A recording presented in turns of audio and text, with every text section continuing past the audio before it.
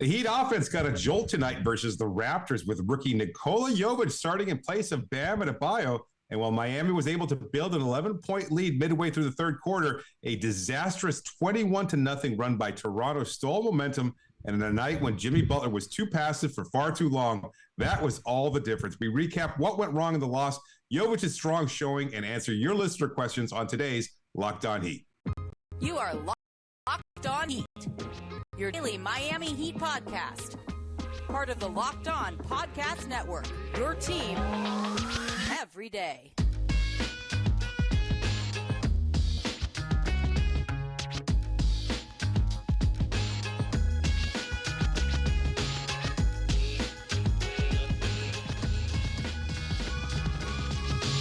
All right, welcome to Locked On Heat, your daily podcast on the Miami Heat. However you might be tuning in on YouTube, Odyssey, or on your favorite podcast app, thank you for making Locked On Heat your first listen every day. I'm Wes Goldberg here with David Ramil. The Heat fall to the Raptors 112-104, ending their 3-game win streak and starting their 4-game road trip with a loss. We'll get to blame pie and impressions of Nikola Jovic's first career start here in a minute. First, David, my takeaway from tonight's loss is that it just shows us who the Heat's most important player is. And that's Bam Adebayo, who did not play tonight. He was a late scratch, listed originally as doubtful, and then downgraded to out with a left knee contusion that had been bothering him for a couple of days. The Heat get out to an 11-point lead, but the Raptors make a halftime adjustment to basically just attack Miami's backup centers, Dwayne Dedmon and Nikola Jovic, with just pick and roll. And that's exactly what happened in that third quarter. We saw that 11-point lead turn into a 10-point deficit, a 21-0 run by Toronto.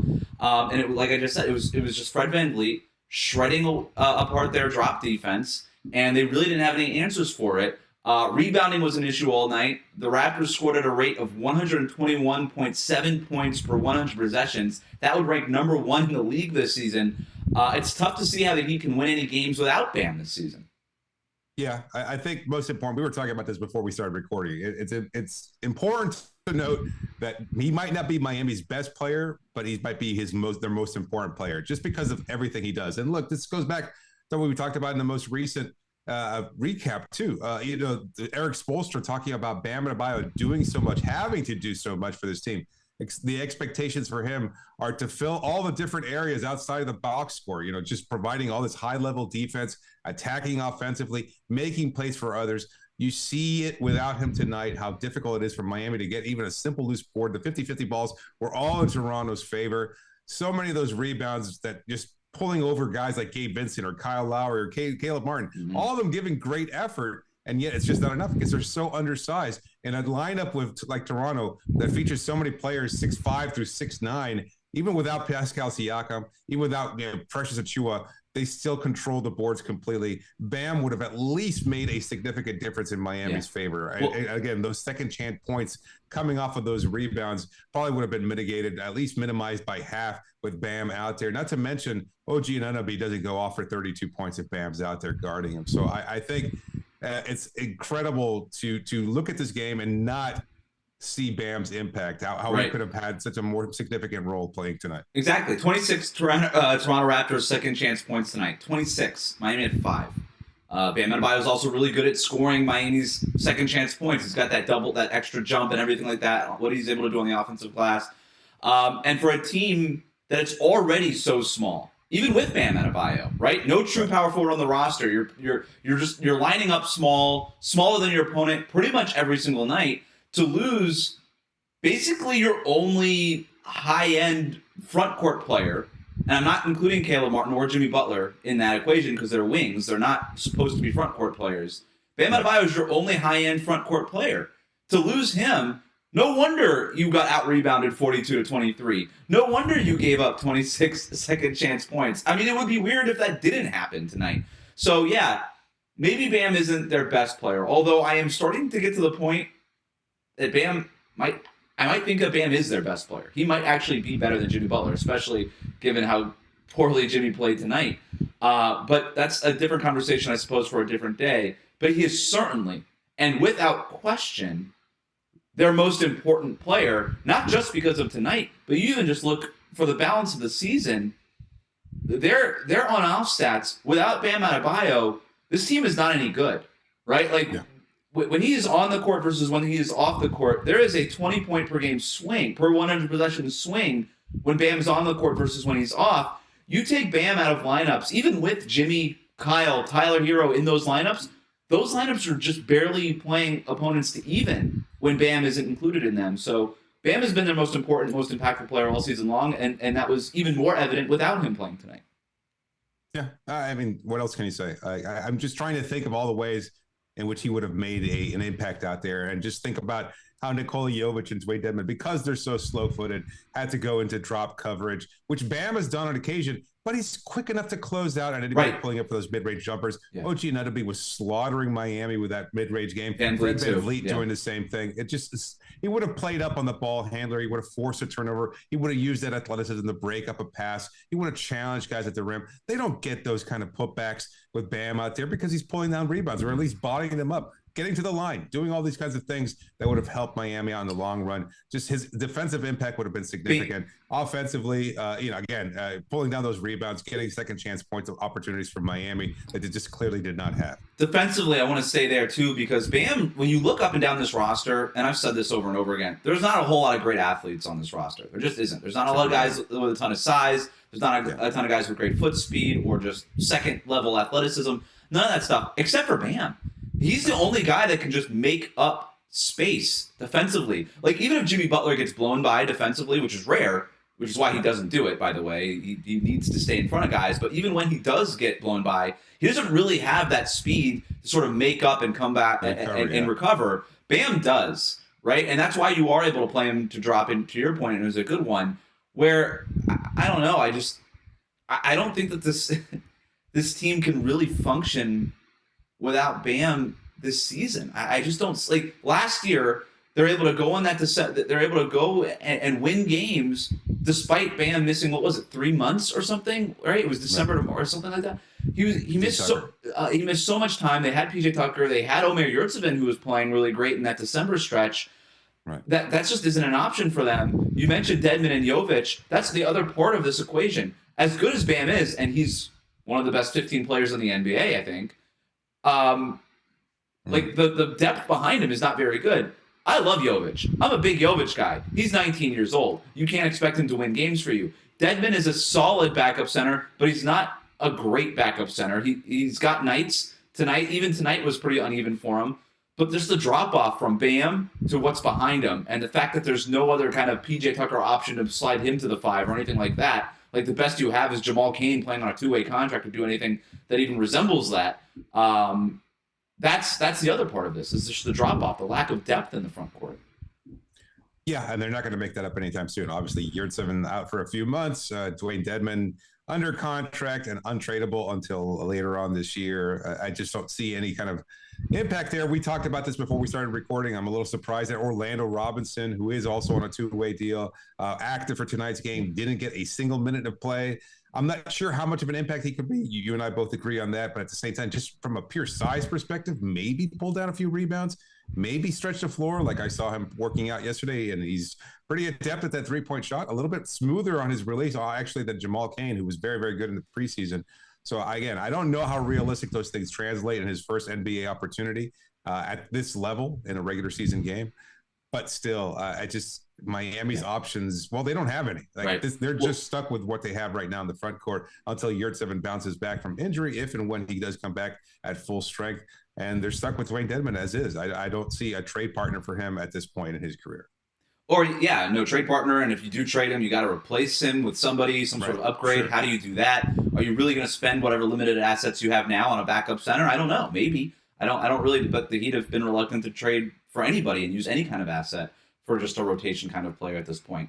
You mentioned the injuries there. Let's just do a quick injury update, because I don't really think we've gotten to that. Bam Adebayo, as we said tonight, out with the left knee contusion that had been lingering. He was a late scratch, which leads you to believe that you're kind of hopeful that he could be back for Friday's game in Washington. At least that's where I'm at now. I'm sure we'll have an update before that game. Victor Oladipo, we haven't really talked about him recently. The knee tendinosis obviously hasn't played all year. He did travel to Toronto with the team to be around the team, but there's still no timeline for his return. But it was more of a morale thing, I think, for Oladipo, based on what it sounds like. Tyler Herro, dealing with the ankle thing, rehabbing in Miami, did not travel. to Toronto. Spo mentioned that it's possible that he could play at the end of the road trip, that he's still listed as day-to-day. I'm a little dubious, but I'm not in that room. And then Yurtseven still expected to miss the next few months. He underwent successful surgery on Tuesday for what they're calling an impingement bone spur and stress reaction in his left ankle. So the reporting around that is that he's going to miss probably around 3 months, even though the Heat are not putting an official timeline around it. But I guess the update there is that the surgery, he had it because that was up in the air, and that it was successful. So, all right, we're going to get to our blame pie next, and I got a whole lot to give to Jimmy Butler. That's coming up next here on Locked On Heat. But today's episode of Locked On Heat is brought to you by BetterHelp. Unfortunately, life doesn't come with a user manual. So when it's not working for you, it's normal to feel stuck. Navigating any of life's challenges can make you feel unsure whether it's a career change, a new relationship, or becoming a parent. Therapists are trained to help you figure out the cause of challenging emotions and learn productive coping skills, which makes therapy the closest thing to a guided tour of the complex engine called you. BetterHelp has connected over 3 million people with licensed therapists. It's convenient and accessible anywhere, 100% online.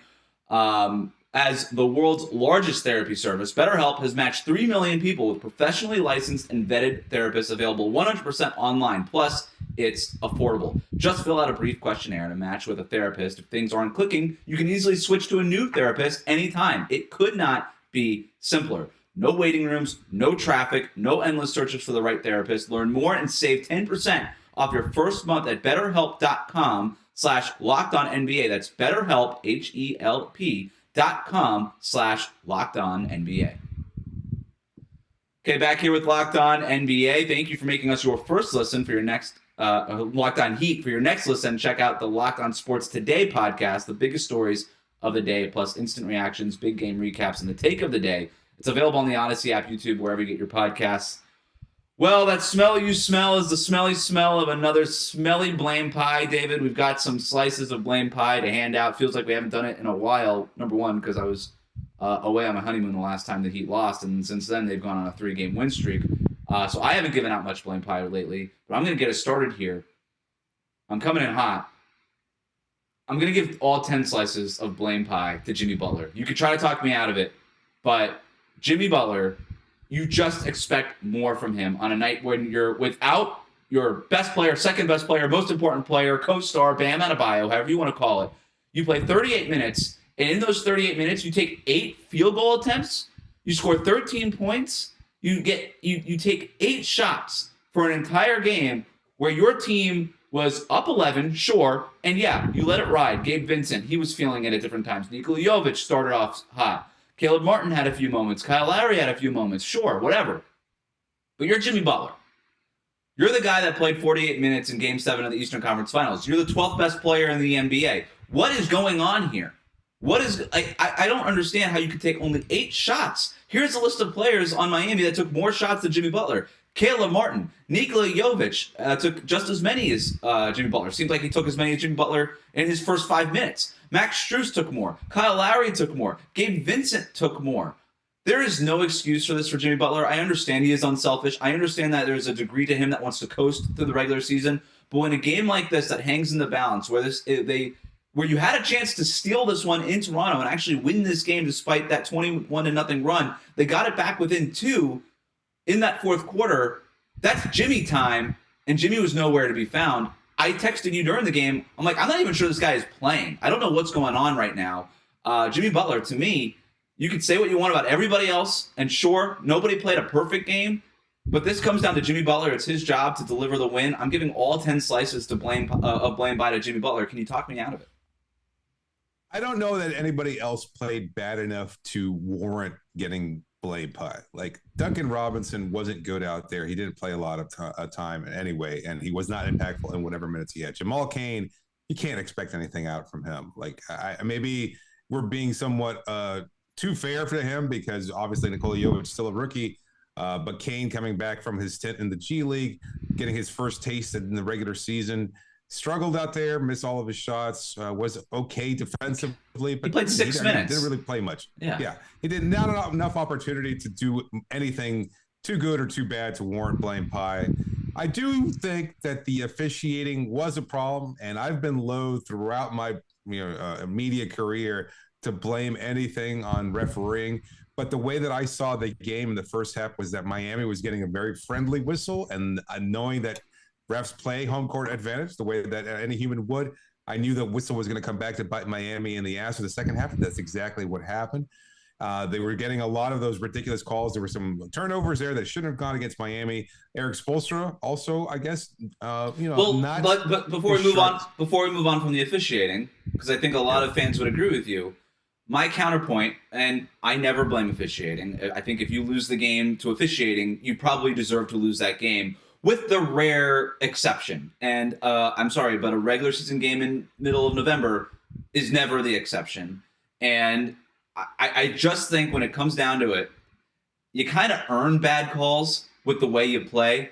And if the Heat were playing well and they were playing hard and Jimmy Butler was being intentional about getting to the free throw line and all of these things, then the Heat would have come out the other. There's calls that can kind of go either way over the course of the game, but what you're trying to do at the end of it is just have the better end of it. And I think if they were playing more intentional, with more effort, with more physicality, and Jimmy Butler was actually trying to do Jimmy Butler things and get to the free throw line more than the 5 times that he did, then they would have come out on top from officiating. It's just that you could tell that they were really leaning in Miami's favor in the first half, and even that I say that as somebody who covers the team and was looking for whatever possible advantage Miami could get. I knew, but they earned it in the first half because they're playing well, and then you play like dirt in the second half, and then you don't earn the calls. Calling a lot of Toronto turnovers that they didn't call in the second half, like the traveling calls that all went against Toronto in the first half. All surprisingly went against Miami in the second half. That's where I have a problem. You're going to get that even balance.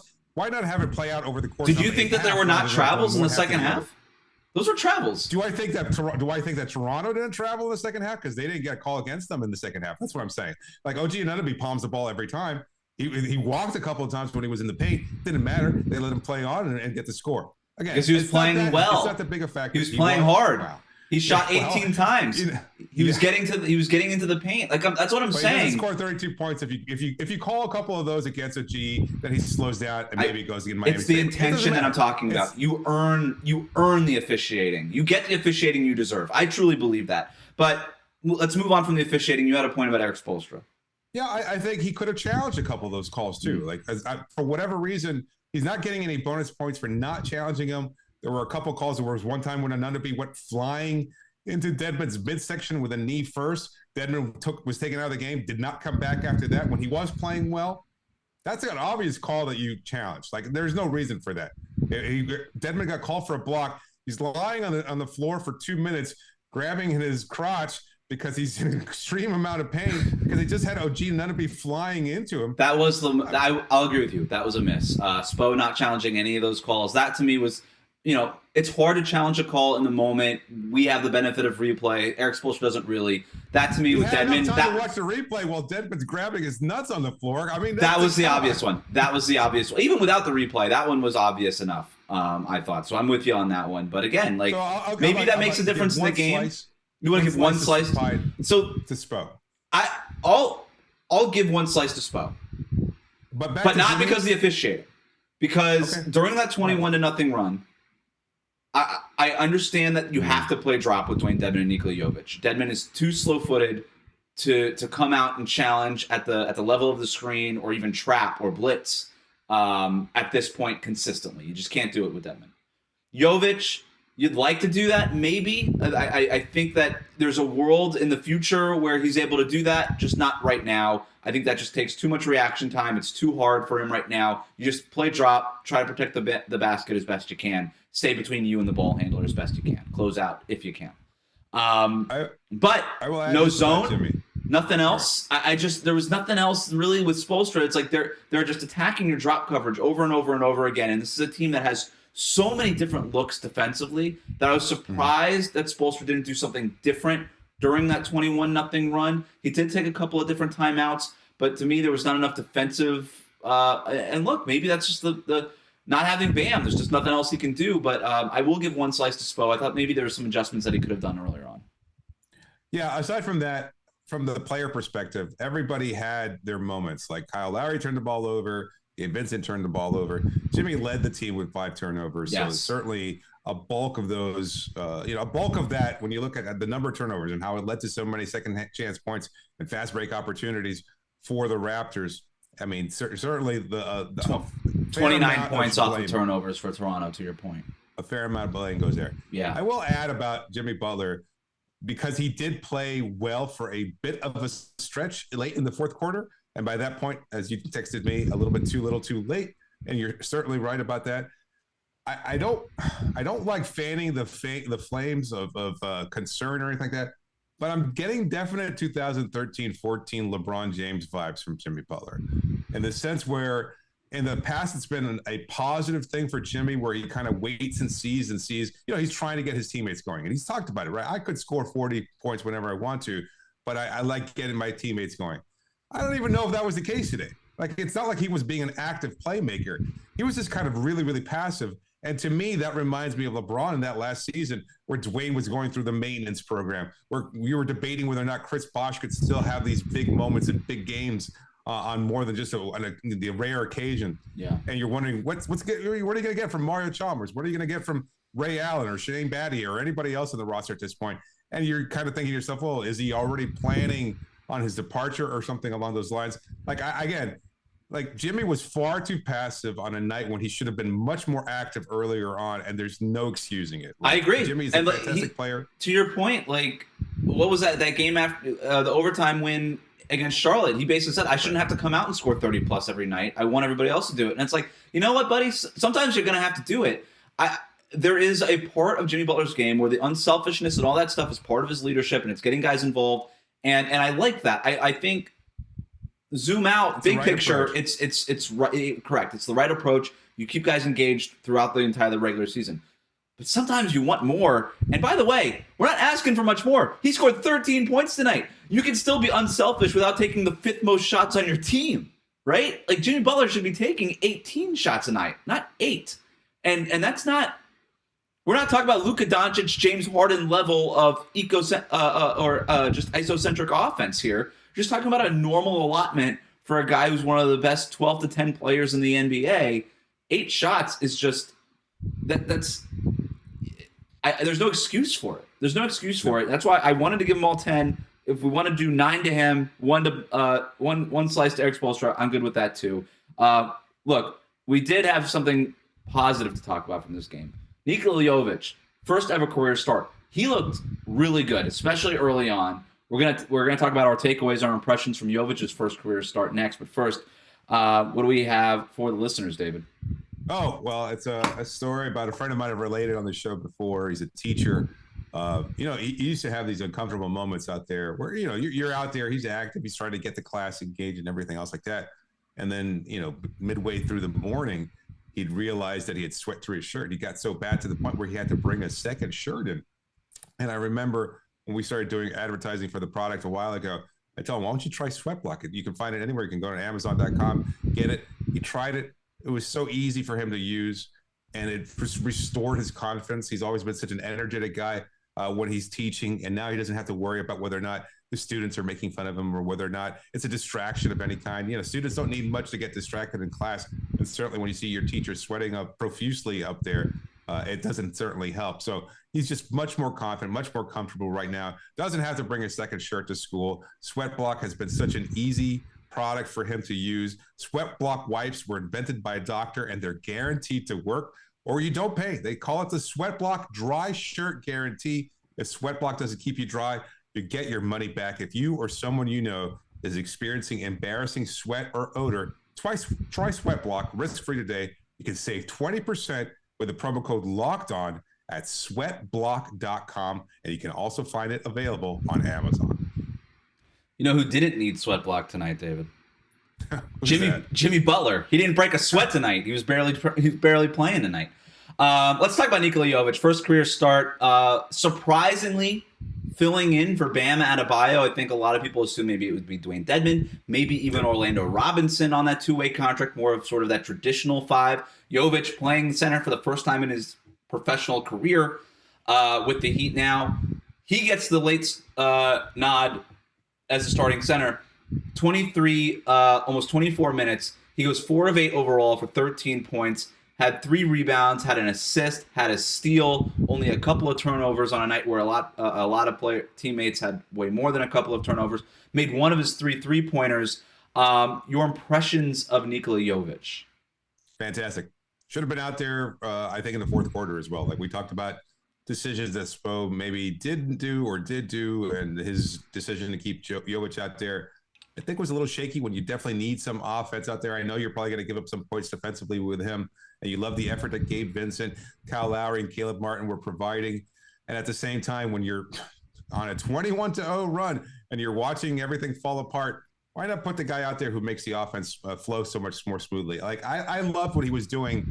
He was decisive offensively. That was something I was not expecting. The ball was in his hands. He was looking to score, or he was looking to make that pass. Swing, getting the ball around. The offense was just humming with him out on the floor early on. Maybe that's partly why Jimmy was a little bit more passive, was because he didn't. He was deferring to the 19-year-old? I mean, that even more blame pie then. I'm sorry. No, not deferring, but it just, everything was going so well. Like Caleb was scoring. He had like 9 early points on a couple of 3-pointers. Kyle was doing his thing. You know, he's like reminding Toronto Raptors fans why he's the best player in franchise history. Everything was working, and a lot of it was because Jovic was out there. Again, just the fact that he was getting everybody engaged, just making sure the ball was in constant motion. This was very different than the offense or lack of offense that we've seen from the Heat in the past, where everything is stagnant. You're pounding the ball for 20 seconds, and you've got to put up a shot right before the shot clock expires. It wasn't like that. A lot of motion, a lot of fluidity, and I think Jovic was a big part of that. I think that's a rebounding game for him. Well, let's stick to the positives, but we'll get to some of the negatives in a minute. When the Heat drafted Jovic, and we didn't do a Blue Notebook series on Nikola Jovic because we didn't think the Heat were going to draft him. He was actually higher up on a lot of draft boards than the Heat were even selecting. He was sort of thought of as a top 20 guy. He fell to Miami at the end of the first round. But I went back and did some of the film review on him after they drafted him, just to kind of figure out what we were in for. And one of the things that stood out to me immediately was his basketball feel and the decisiveness that you were just talking about. He has ball skills. He is a guy who can not only shoot the ball, but he can put it on the floor. He can pass. He makes good decisions. He's still young, so it's not always the right decision. But you like the feel and you like the intent with which he plays. I know a lot of fans love the fact that he could shoot. I love the fact that he could shoot. He made his first 3 tonight. I tweeted this before the game. I hope they get him involved in some sort of pick and pop early on so that they can establish him as a floor spacer. What happened? They got him involved in a pick and pop early on. He drained a 3, established him as a floor spacer. It was great. But a lot of big men can shoot. A lot of guys who are 6'10", 6'11", 7 foot, a lot of guys can shoot.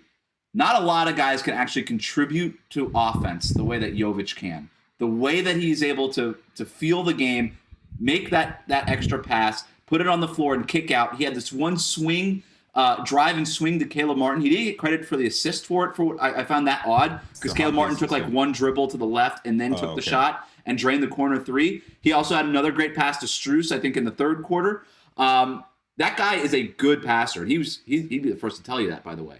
I love his feel for the game. I think he's got high feel, and that's what more than even the shot or the size or the inness, his feel for the game, that's why I'm buying in on his ceiling.